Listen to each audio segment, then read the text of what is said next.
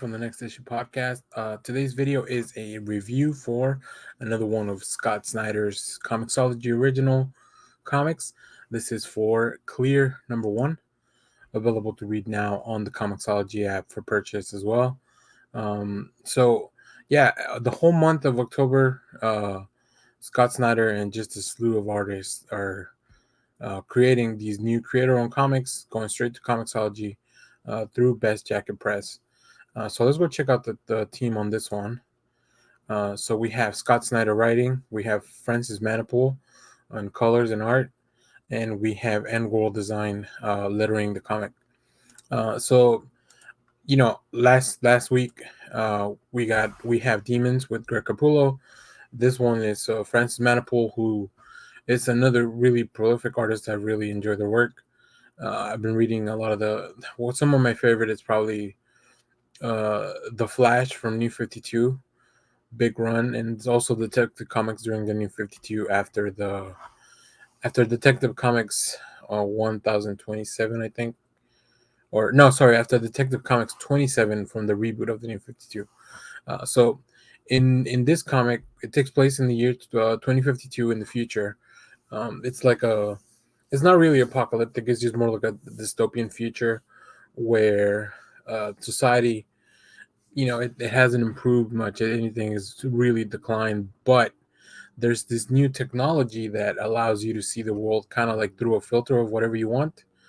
Um, and everybody uses it. So like if you want to live in a world where everything has the aesthetic of a 1950s cartoon, you can do that. Like there's these filters that you wear. Obviously, there's a big market for that, and in any market, there's a black market. So we meet our detective Sam, who's investigating this stuff. He likes to not use any filters, which is referred to in this world as being clear. So that's kind of where the title of the book comes from. So let's go a little bit into some panels, and we'll talk more about the story because there's more to this book than just the investigation of this. So like I mentioned, we have here San Francisco 2052. I really like Manapul's art and the style because Manapul does everything from the art and the colors. Everything just kind of has this really cool look, and I could not think of a better artist for what I would call a cyberpunk type of book.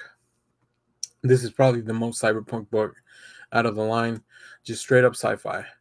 So we also have in the periphery, we're introduced to this character who uh, jumps off the bridge in San Francisco, the Golden Gate Bridge, and that's kind of the introduction of the book. Then from that we go see Sam and what he's doing here. I really like the design of the characters. Like I mentioned, just Manapul's art, I really dig it.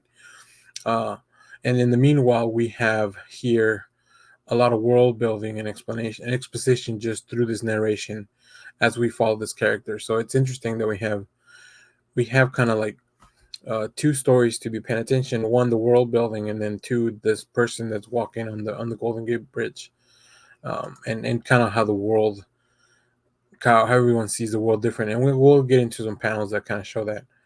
Um, so here we finally meet Sam, and I think like this deal's going down here in this shady neighborhood, and you kind of see so in the black market people traffic with some filters that no one knows what they look like.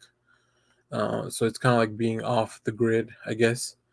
I really like this big panel, this big page of Sam on the motorcycle.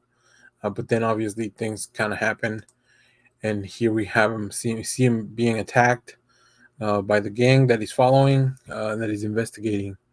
So it's very much action packed for sure. He gets injected with this chemical that causes some really, I mean, it gives you the filters, but it's kind of like random. Like you can see multiple things at a time, which leads to some beautiful art in the next couple pages that I'll show.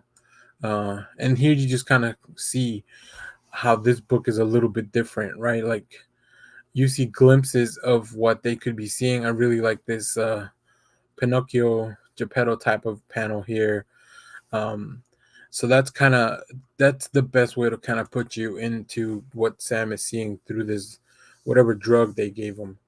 So it's very interesting. It's a very interesting premise. So now, not only does Sam have to follow up on this, he also has to investigate the murder of this person that jumped off the bridge because we know that they have some sort of connection in the past. So it's a pretty interesting mystery. I think a sci-fi thriller mystery like this, it reminds me a lot of Blade Runner. Feels like to me. I can see a lot of Blade Runner influence in a book like this, or maybe that's just my own bias.